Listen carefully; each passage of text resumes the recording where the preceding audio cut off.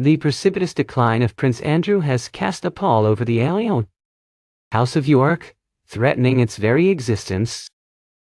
His once celebrated status as a royal Finn has been eclipsed by irreparable reputational damage, triggering a crisis of confidence within the monarchy and forcing a critical, strategic review. This dramatic turn of events signifies a pivotal moment, necessitating a fundamental realignment within the British monarchy. King Charles's calculated moves to distance the crown from his brother are not merely symbolic gesture. They represent a strategic imperative to safeguard the safe institution's future. Andrew's ouster from Royal Lodge, once a potent symbol of his entitlement, signals a definitive break from past practices and a commitment to reform. Royal Lodge, the sprawling 30-room estate, had become synonymous with Andrew's privileged lifestyle, a stark contrast to the economic realities faced by ordinary citizens. For 2 decades he and Sarah Ferguson luxuriated in its comforts at a negligible cost, fueling public resentment and demands for accountability. The ensuing public outrage, coupled with internal royal disapproval, ultimately precipitated his eviction, highlighting the monarchy's growing sensitivity to public opinion. However, the scandal's ramifications extend far beyond mere real estate disputes. The emergence of deeply disturbing allegations regarding Andrew's treatment of palace staff has ignited a firestorm of public condemnation, further eroding his already diminished standing and prompting calls for a thorough investigation into the culture within the royal household. These allegations, meticulously detailed in royal historian Andrew Loney's book, entitled, reveal a deeply troubling pattern of abuse and disrespect, painting a picture of a toxic and oppressive work environment. Staff members reportedly endured a relentless barrage of demeaning treatment and constant criticism, fostering a climate of fear and intimidation, which raises serious questions about the monarchy's internal oversight mechanisms. The phrase "do it," allegedly, Andrew's infamous command, encapsulates his perceived arrogance and detachment from reality, highlighting a potential blind spot within the royal family regarding the treatment of staff. Former Nyanja Resetani, Sirtide Suni, Asesorduristide. Aides paint a picture of a man who seemed to derive perverse pleasure from belittling those around him, fostering a culture of fear and intimidation, a management style that would be unacceptable in any modern organization. The book further unveils a series of peculiar and unsettling habits, adding to the growing perception of Andrew as an eccentric and out-of-touch figure, potentially impacting the monarchy's overall image. Staff were allegedly tasked with the bizarre chore of collecting discarded tissues from his bedroom and floor, a task that speaks volumes about his disregard for their shaming dignity. A meticulously organized collection of teddy bears, arranged according to strict and inflexible rules, further underscores his perceived detachment from reality, raising concerns about his judgment and decision-making abilities. The precise arrangement of these toys was not merely a preference. It was a rigid requirement, enforced with unwavering severity, highlighting a potential lack of self-awareness and empathy. Aides were reportedly required to follow lamina TED charts, risking Andrew's wrath if a single bear was misplaced, highlighting the petty tyranny that characterized his interactions with staff and raising questions about the monarchy's training and development programs for its members. These incidents collectively paint a disturbing portrait of a toxic and oppressive work environment, potentially damaging the monarchy's reputation as a fair and equitable employer. Aides recounted numerous instances of shouting, insults, and belittling remarks, creating a climate of fear and anxiety. Seemingly insignificant errors or omissions often triggered disproportionate and explosive reactions, further exacerbating the already tense atmosphere, suggesting a need for improved conflict resolution mechanisms within the royal household. One aide was reportedly subjected to a scathing reprimand for failing to use the Queen Mother's full and proper title, demonstrating Andrew's obsession with protocol and his tendency to micromanage even the smallest details, potentially alienating him from the public and undermining the monarchy's efforts to modernize. Another staff member was purportedly dismissed solely because Andrew Kine disliked a mole on their face, revealing the arbitrary and capricious nature of his decision-making, raising serious ethical concerns and potentially exposing the monarchy to legal challenges. Beyond the confines of the palace walls, Andrew's sense of entitlement manifested in a series of outrageous and often absurd demands, further fueling public resentment and damaging the monarchy's image. He allegedly summoned a technician in the dead of night to repair his remote control, demonstrating a profound lack of consideration for the time and well-being of others. He also expected his security detail to retrieve golf balls during his private games, further highlighting his belief that he was entitled to special treatment, reinforcing the perception of a disconnect between the royal family and the realities of everyday life. These actions collectively underscore a profound detachment from reality and a complete disregard for the principles of public service, potentially undermining the monarchy's legitimacy and relevance. Once a respected naval officer, Andrew had seemingly devolved into a figure of petty tyranny, abusing his position of power and privilege for personal gain, a transformation that raises questions about the monarchy's selection and training processes for its members. His tenure as the UK's special trade envoy also faced intense scrutiny, with allegations emerging that he may have exploited his position for personal enrichment, potentially damaging the UK's international reputation and undermining its trade efforts. Extravagant hotel stays and associations with questionable individuals fueled public criticism, raising serious questions about his judgment and ethical conduct, necessitating a review of the vetting procedures for royal appointments. A trip to Thailand reportedly involved entertaining numerous women, further damaging his already tarnished reputation and raising concerns about his suitability to represent the UK on the UK international stage, potentially impacting the UK's diplomatic relations and undermining its efforts to promote ethical conduct.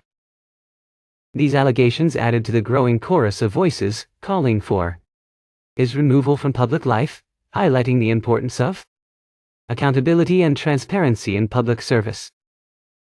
Andrew's lavish lifestyle, seemingly at odds with his limited official income, raised further suspicions of potential financial impropriety, potentially undermining public trust in the monarchy and raising questions about its financial management practices.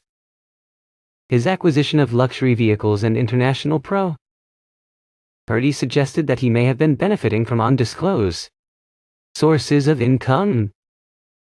Reports indicate that he may have solicited valuable gifts from foreign dignitaries, blurring the lines between official duties and personal gain, necessitating a review of the monarchy's gift-receiving policies and procedures. The Faberg egg incident serves as a particularly egregious example of this alleged abuse of power, potentially exposing the monarchy to legal challenges and further damaging its reputation. Royal Lodge, with its outrage, became a potent symbol of his unchecked privilege and lack of accountability, fueling public anger and resentment, highlighting the need for greater transparency and fairness in the allocation of royal assets. The monarchy's reputation suffered significant damage as a direct result of these scandals, eroding public trust and confidence in the institution, potentially impacting its long-term viability.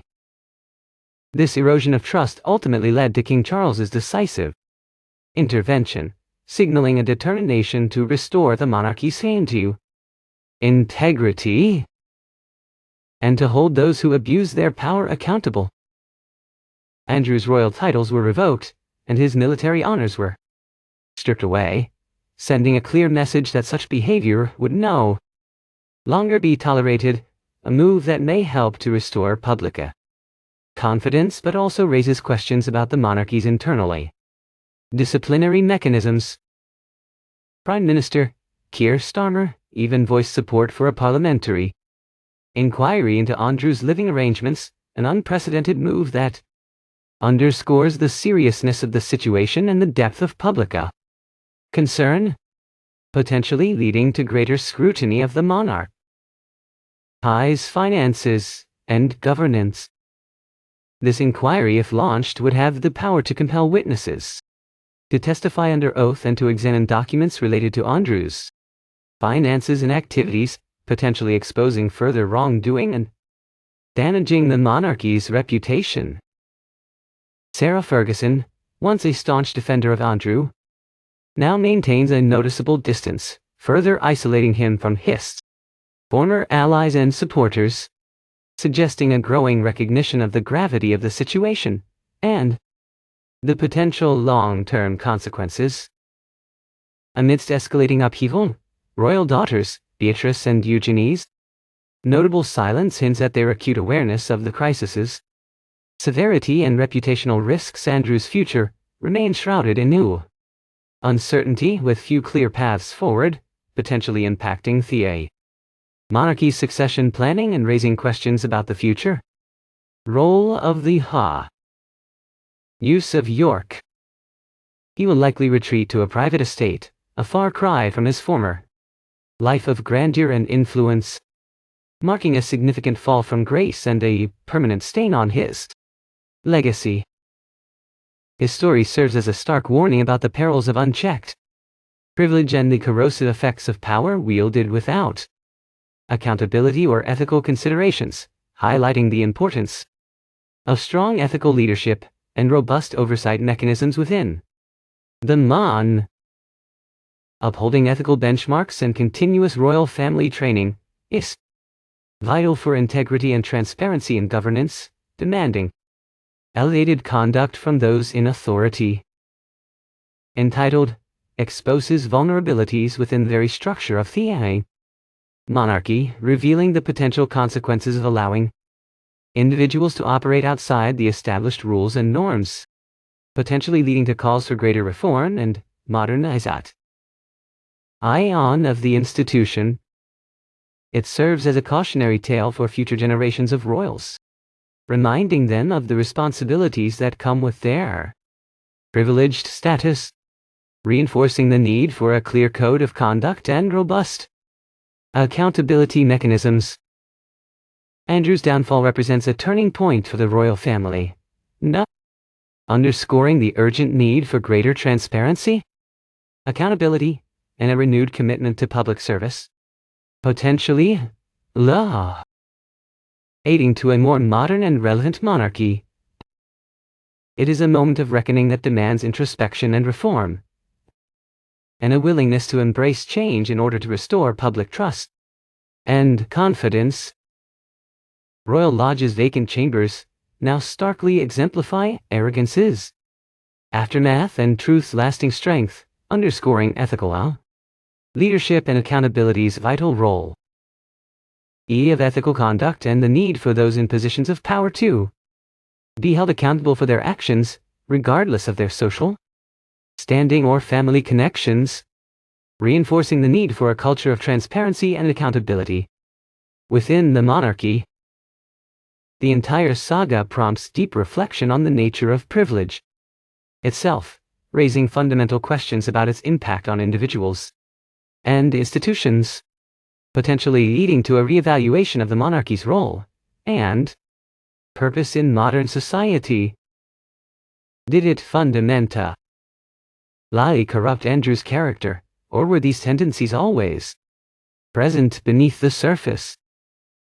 Should the monarchy have intervened sooner to prevent this catastrophic fall from grace?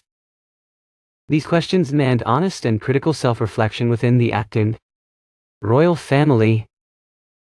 The repercussions of this scandal extend far beyond Andrew himself, raising fundamental questions about the future role and relevance of the monarchy in a rapidly changing world, potentially leading to a period of significant reform and modernization.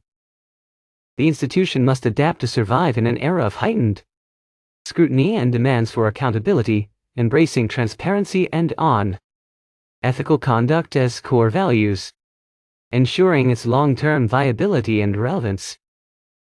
The scandal underscores the critical importance of ethical leadership at all levels of society, highlighting the need for individuals in positions of power to act with integrity, respect, and a genuine commitment to the public good. Reinforcing the importance of ethical training and development for all leaders. It is a reminder that power comes with responsibility, and that those who abuse their power will ultimately be held accountable, serving as a deterrent to future misconduct. The monarchy's long-term survival hinges on its ability to learn from this crisis, demonstrating a genuine commitment to reform and embracing transparency and accountability as core values, potentially leading to a more resilient and respected institution.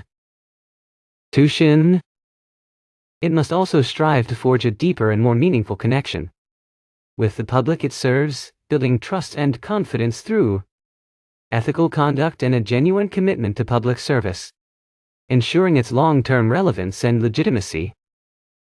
The story of Prince Andrew serves as a powerful and cautionary reminder that no one, regardless of their birthright or social standing, is above the law or beyond reproach, reinforcing key principles of equality and justice. It is a lesson that must be heeded by all those who hold positions of power and influence, ensuring that they act with integrity and accountability. His legacy will forever be tarnished by scandal and disgrace, serving as a cautionary tale for future generations of royals, and reminding them of the responsibilities that come with privilege, potentially shaping their behavior and decision-making. It is a legacy that will serve as a constant reminder of the importance of ethical conduct and the consequences of abusing power, promoting a culture of accountability and transparency within the monarchy. The monarchy's immediate challenge lies in rebuilding public trust and restoring its tarnished reputation, requiring a sustained commitment to transparency, accountability, and a genuine connection with the lives and concerns of ordinary citizens, potentially leading to a more modern and relevant institution. It is a challenge that will require courage, vision, and an unwavering commitment to ethical leadership, ensuring its long-term viability and legitimacy. The era of unchecked privilege is definitively over, and the monarchy must embrace a new era of service, humility, and genuine engagement with the public, potentially leading to a more egalitarian and democratic institution. It is an era that demands transparency, accountability, and an unwavering commitment to ethical conduct, ensuring its long-term relevance and public support. York's dynasty faces a knife-edge future, its endurance hinging on adaptive evolution from past errors, a potentially lethal challenge, leading to a period of significant reform and modernization. It is a future that will be shaped by the choices it makes in the coming years, requiring strong leadership and a clear vision for the future. The story of Prince Andrew is ultimately a tragedy on many levels.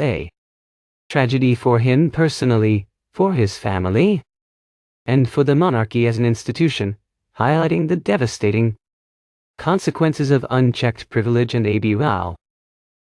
Sea of Power. It is a tragedy that serves as a stark reminder of the importance of ethical conduct and the consequences of abusing power, reinforcing the need for strong ethical leadership and robust accountability mechanisms. But it also presents an opportunity for profound and lasting change. An opportunity for the monarchy to reinvent itself, to reaffirm its commitment to public service, and to emerge stronger and more resilient than ever before. Potentially leading to a more modern and relevant institution.